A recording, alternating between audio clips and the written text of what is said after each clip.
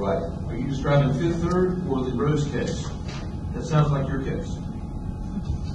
That's in the Fifth Third case as well. So it's the same facts as yours. In my opinion, they're the same facts.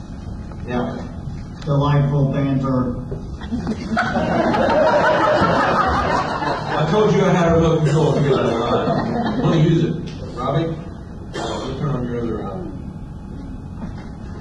If you're not quiet, we're going to make you dance. BB&T had an intervening deed of trust that was valid in all respects. And both banks moved to foreclose. The priority problem became apparent, and Fifth Third brought an action against BB&T to establish the superior priority of its deed of trust. And how much was the Fifth Third deed of trust? Is it over $1 million? $1.2 million. Okay. Right. And the Superior Court held that Fifth Third had an invalid mortgage. BB&T's mortgage prevailed. And the North Carolina Court of Appeals affirmed.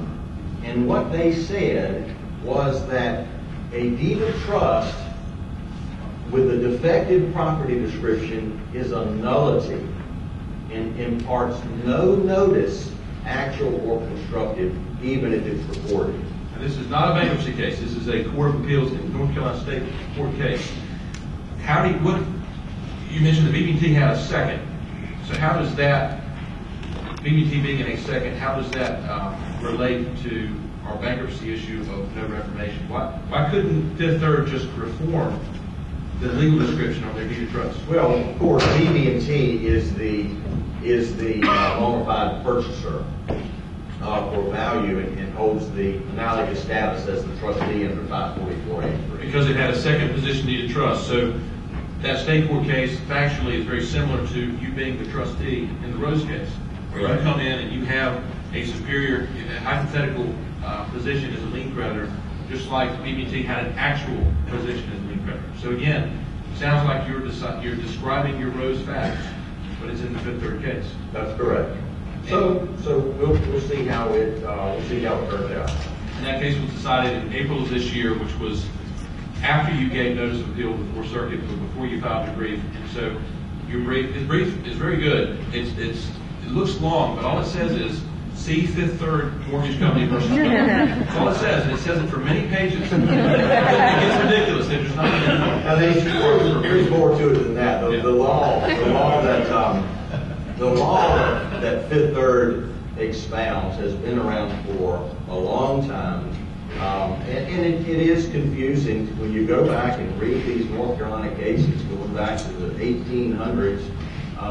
You can get confused, but you come back to several fundamental principles under the statute of frauds. Yes. And that is, you interpret a deed using the information within the four corners of the document, and any extrinsic evidence that you want to use to identify the property has to be referenced in the deed and has to be consistent and not effectively write out any of the information in the deed. And you're not supposed to use parole evidence. Unless it's specifically referenced in the deed. So it has to say you can look. It has to reference a document that you can look to and resolve the ambiguity. Right. Okay. Now, how does that differ from? You mentioned at the beginning of our talk about how North Carolina is a pure race state, correct? That's right. So let's say we were in a different state that maybe had a judicial foreclosure, for example. State. We're not judicial foreclosure in North Carolina, right? Well, yeah, we've got both, but most of the foreclosures are non-judicial foreclosures. In most other states are race notice states. Okay. And so if you were in another state that maybe had a judicial foreclosure, would they be able to introduce evidence to try to resolve this ambiguity? Well, other states, which are race notice states, recognize the principle of inquiry notice. Okay. And that is, if something puts a person on inquiry, okay, then that's actual knowledge. Okay, that's actual knowledge. And you can pick up the phone and you can call somebody and say, the record's not quite right here. Let me call the closing attorney or the debtor and find out or the bank like, what did they really mean? And when you run that rabbit and you acquire that information, that's actual notice of a defect or what the parties intended. But actual notice is irrelevant in a pure race state like North Carolina. Well, the Fifth Third case has actually been decided by one of our bankruptcy judges in another case. It's on page 5. It's Mercer versus Bank of Currituck.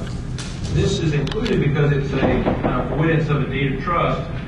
But again, this is no real new law being done here. What you had is this is another Chapter 11 case.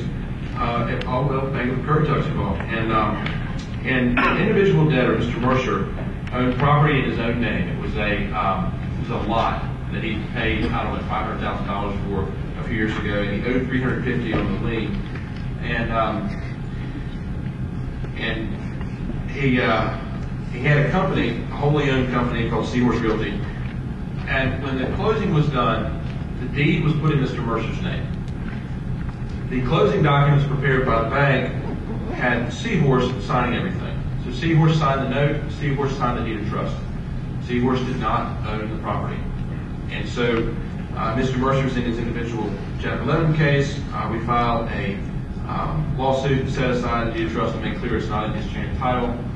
Judge Leonard says, well, even though Bank of Currituck asserted piercing the corporate veil argument and said it should be able to perform, he said, no, neither the deed of trust nor the modifications, there were many modifications, all signed by Seahorse. None of them were in the property's chain of title because the debtor individually owned the property at all times. And he cited Fifth Third for the proposition that a defective deed of trust imports no constructive notice and will be treated as unregistered. Again, nothing really earth-shattering about these principles of law. I think we would all say if you own a company and the company signs a deed of trust on something it doesn't own, then there's no deed of trust conveyed. The difference is in bankruptcy court, you can't perform it. And so even though everybody in that case says, well, I intended to give a deed of trust on that, and it's just, that's the result is that it won't happen. And also, Judge Leonard followed Denmark's decision, Judge Dow holding that piercing the corporate veil can't be used to undo the rights of an intervening lien creditor. Yes, sir. First, the question, in all of these cases, it looks like the trustees of the debts are avoiding a deed of trust.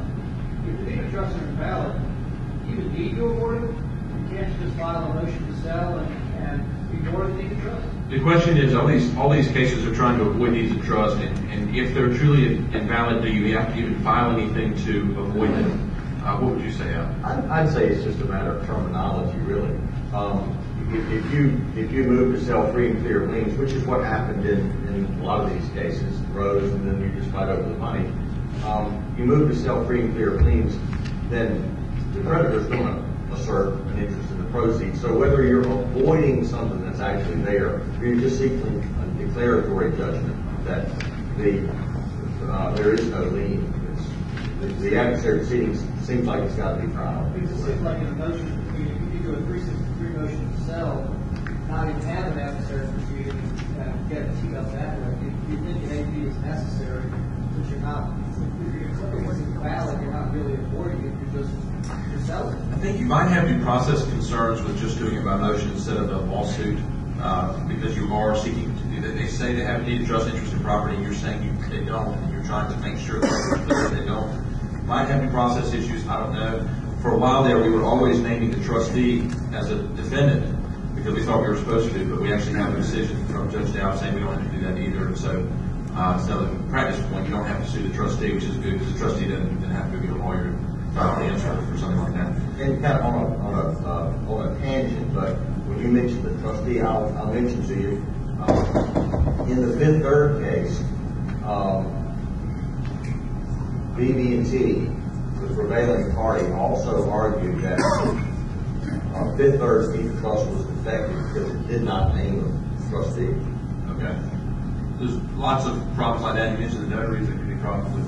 It didn't name a trustee, but there's a North Carolina statute that says it doesn't matter. So that was ended up not to be an issue in that case. An interesting postscript on Mercer also is, remember, the Mercer facts are the individual owns it and